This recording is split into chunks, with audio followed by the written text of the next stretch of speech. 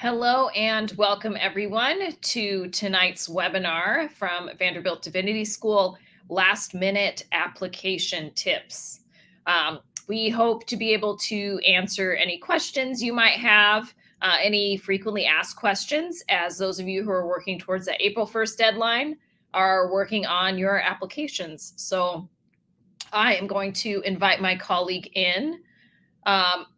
So I will introduce myself. My name is Laura Martico Heifetz. I use pronouns she, her, and hers. I'm the Assistant Dean of Admissions, Vocation, and Stewardship at Vanderbilt Divinity School. And I will ask, I have a little list of things to say. So we're going to do name, pronouns, tradition, hometown, undergraduate degree. All right. So I already told you a little bit about me. I am also ordained in the Presbyterian Church USA. My hometown is Paulsbo, Washington, via some other places, and currently live in Nashville, Tennessee. And my undergraduate degree was in sociology prior to getting my Master of Divinity and then my MBA. Angela, what about you? My name is Angela Dillon. I originally am from Warren, Ohio. I am unaffiliated in religious tradition. Sort of find myself somewhere between Congregational and Wesleyan. I am the admissions counselor here at Vanderbilt Divinity School, and I hold a bachelor's in religion from Trevecca Nazarene University and a master's of divinity from right here at Vanderbilt Divinity School. Excellent. Well, we have a few frequently asked questions here.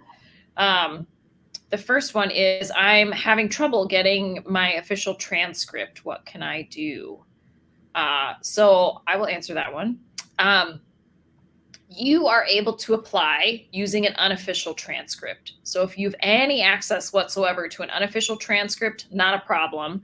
The admissions committee will be able to evaluate your application based on that. And you just need to have an official transcript in by the time you matriculate in the fall. So that's when you'll need to have that in. The only way it's official is if it goes directly to the Office of University Records. So there's information on our webpage. You can always ask us, and I'm actually going to post it here. This is the official email for them to receive official transcripts, and there's also an address available for you if they need to be snail mailed. So that's the story with transcripts. Angela? Yes, it's just important that we begin the process of asking for those transcripts to be sent as soon as we know that we're going to need them. Because if you do decide to matriculate and you are going to be a student, the university requires official transcripts. So it might take you a little bit to get them, but we do require official transcripts once you decide to become a student. Another frequently asked question is, what about letters of recommendation? Do I need to have a religious leader write one? What happens if I'm not able to get a hold of a professor? What are some words of wisdom you might have about those?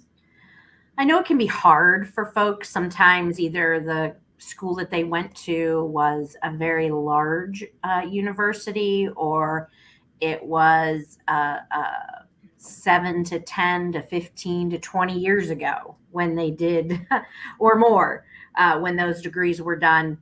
So depending on the specifics of the individual applicant, I would say it's important that for 2 of the letters of recommendation, you request someone who can speak to your ability to learn new information, to process new information, and to implement that information in either writing or in a professional setting or in an academic setting. And then I would say the third recommender can be sort of your pick. If you are religiously affiliated, a religious tradition, letter of rec is certainly appropriate. If you've been a professional in a certain setting for a while, it's appropriate to have someone who is either a boss or a colleague or a mentor to write a letter of recommendation. Just not a family member, preferably, but you want somebody who is a professional in the setting that you are in or working towards being in, that can give you a recommendation. And the application allows for up to 5. So you can get creative there if you so desire. That's right. And I know oftentimes folks think like, oh, well, my senior pastor is very prominent. It's a big church. I'll ask that person to write a letter of recommendation. I would say that the admissions committee is not overly impressed by letters of recommendation from big names if it's clear they don't really know you. So it's really a lot more important that these are folks who can really speak to who you are and why you might be a good candidate for Vanderbilt. We want the most true picture of you as a candidate for admission to the Divinity School. So the names aren't necessarily important. It's the how well they can speak to you as a prospective student. That's right. Another frequently asked question are, what should I keep in mind about essays and personal statements? Are there any tips? So I will say that there are some prompts in the application. We would want you to go ahead and respond to the question that is asked. And we do recommend doing a couple of drafts. So do like your first draft, just let it out, whatever your responses are, and then make sure to go back through it afterwards and do some editing, maybe write a second draft. And again, this is another opportunity to be really honest about who you are and what is leading you to Divinity School. So I often say it's not a requirement to have some kind of something dramatic that you share with the admissions committee in order to get admitted. It can be a recounting of your particular journey.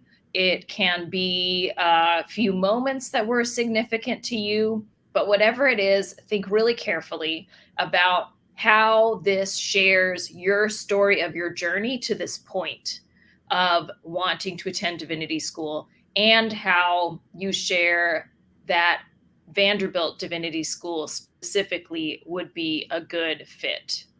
Anything else you would add? I would just also add that even though you're applying to an academic institution, that you don't have to be overly wordy. You can make sure that you are giving enough information, but you don't need to write a 20-page dissertation about that one question. So the admissions committee, from my experience, is looking for someone who can complete an entire thought and answer a question throughout an essay, but doesn't necessarily need, long answers. So 2 to 3 pages, most folks, maybe 5 in some instances, but no more than that. Right. Yeah. Those are great words of advice. And again, you can also always get someone else to read it for you. If that would help, get another set of eyes on there for editing purposes, any proofreading. The admissions committee, I would say, is not overly picky about things like grammar and vocabulary, just because we want to make sure that there's really a diversity of people who are able to attend. It's really more the core of what you say and how well it is communicated. Well, and I think it's a way, this is a time to begin to learn, to become comfortable, as comfortable as possible with other people reading your work. So if you want to start with an editor, even if that's just a colleague who's reading your essays or a friend who's reading your essays and giving you some tips. Let it start with that, because it will continue. That's right. Throughout your degree at Vanderbilt Divinity School. Yes, so much writing. It'll be good discipline for you. Angela, what do Divinity School graduates do? So there are a wide variety of things that Divinity School graduates do. As a Divinity School graduate, I can speak to this a little bit. I know that our statistics over the last few years show that we're pretty evenly matched in nonprofit, congregational ministry, chaplaincy, higher ed, people who continue working in higher ed, and then folks who go into also PhD or further graduate education. We also have folks who go into for-profit work. We also have folks who, once they complete their degrees, will take leaves of absences and tend to family matters. So there are any number of things, but it's a pretty wide variety and range of things that Divinity School alumni do. Yeah, some of the, I guess, some really interesting things that alumni have done. There are folks who are hospice chaplains who see people through the end of life. There are people who end up working as a death doula, since we're on the end of life frame of thinking. There are folks who go and be, for instance, pastors in different congregations. There are a lot of people who go and run nonprofits, found nonprofits, work in various nonprofits, others who go and teach in K through 12 as well. So it's really, I would say this is a degree that equips you for certain things. And some of what you are equipped for is how to be the best you, I would say. Yeah, absolutely. I know that the hope of this is just discerning what vocation means to you, what call means to you, and what it has looked like in the history of Vanderbilt Divinity School for students to graduate from this institution and live in to the fullness of their calling. It can be in higher education administration. It can be in campus ministry. It can be at a women's shelter. It can be at a food justice initiative. It's broad, it's expansive, and I tell folks often that our alumni are those who give me hope for the world, because they leave and bring a little bit of light to the darkness that is what's happening in our world today. So a little word on how funding works. Your application for admission is also your application for a merit award, that's the only funding that Vanderbilt Divinity School does provide. And we generally, if you apply by January 15th, you have access to be in the pool for the highest awards, so full tuition awards. By April 1st, there is still merit funding available. So don't be afraid. It won't be the full tuition, but there's still some funding. And when you receive notification of whether or not you're admitted, if you are admitted, it will come with a notification of what your merit award is. We also have an Office of Financial Aid here at Vanderbilt University. And if you fill out your FAFSA, they will basically let you know how much in federal loans that you would be eligible for. We also keep a running list of external scholarships, so definitely always be researching those external scholarships and applying for those. You may also be eligible for federal work study or just work a job, either here at the university or elsewhere to help offset any costs. Anything else, Angela, you would say? Just to make sure that you are attending to each possibility as fully as possible, making sure that you're putting forth as much information. The other thing I will say about the University Financial Aid Office is that they also will make you aware of what federal work study that for which you are eligible. And some jobs on the university campus are federal work study positions, and they want to make sure that you are qualified for that before they will hire you as a student. So doing the FAFSA, even if you don't take out loans, which, we hope students will take as little as possible, if it will qualify you for federal work study, it will give you access to certain jobs here on campus.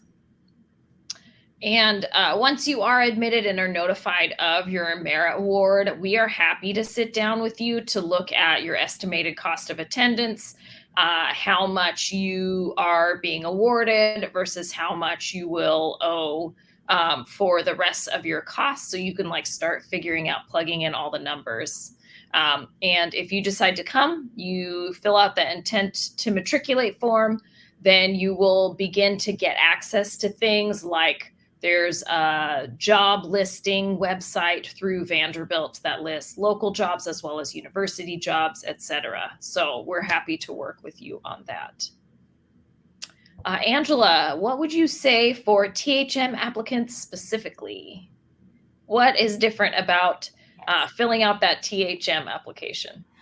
I think one of the most important things for THM applications is that they have to select someone with whom they want to study and research during their time here as a Divinity School student. So it's important for a THM student to make sure that they are in contact with a faculty member with whom they wish to work while they are here as a student prior to making application, so that the faculty member knows that you're interested or that you want to work with them and that they are looking for your application when it comes through. And then also it's important that you have a sense of what area of work you would like to work in. Sometimes we have disparate sort of ideas that come together in our brains and in our hearts. And it's important that we're able to sort of narrow that a little bit and understand what area of study it'll fall under. Yeah, and one thing that I hope is clear is that the THM is for folks who already have that first theological degree, a first master's, and it's really an opportunity to further refine some of your research interests. And it can also be an opportunity if you are already out in the community working and there are certain things you'd like to work on for your work. You can do a part-time degree, do the THM, be able to do additional research. And it's really something that you would design yourself. Whereas the MDiv and the MTS, there's a little more shape to them because they are that first theological degree. Right. I'm not seeing any questions in the chat. Angela, is there anything else you can think of? I would just encourage folks that as they are reviewing the website, filling out their application, thinking about Vanderbilt Divinity School, that if they have questions or if they're uncertain about something, or if they want to talk with someone, a live person on a phone, you have put our email address there. They can reach out to us, and we are happy to make that one-on-one connection a reality, either with a faculty member or with one of us or with a current student. We want to make sure that folks' questions are being answered and that they feel like they have the fullest picture of Vanderbilt Divinity School that they need to have to make the best decision for them. Yeah, there are possibilities for virtual visits into the first couple weeks of April, and there are also in-person visits still available. But of course, we are happy to just one-off talk to you, set up a time. I do see a question. Oops, did we both see it at the same time? We did. We're brilliant. So how about financial aid for international students for the THM specifically? So the THM, the merit award is capped at 40% for international students. So that's 40% of tuition. And that's throughout the time of the degree. And for domestic students, it's 30% at the THM. And so that is where that money has been capped by the university. That's right. Any other thoughts, frequently asked questions, words of wisdom from Angela Dillon? Don't be afraid to reach out to us. Let us know who you are and how we can help you best discern your next steps forward. And we're here to help you get through the application process. And so we want to be a resource. Yes, we are happy to talk with you as you're working through your application. If you're like not sure if it feels right at this point, that is totally okay. If you want to put a pause on that while you do some more research and discernment, we do accept some applications on a rolling basis past April 1st, just FYI. But you can also think about applying for the following year if you're not in any particular rush before January 15th of 2023 for entry in the fall of 2023. And we're able to migrate some of your materials if that is something that makes more sense for you at this point. My apologies for interrupting you. I was just going to say, I will also say that folks come to us at different parts of their journey and make connection. And even one of our admitted students who I've already had a conversation with for this upcoming fall is someone who I've been talking to about the Divinity School for 3 years. We've had an ongoing conversation on and off for 3 years, and they are finally becoming a student here in the fall. And so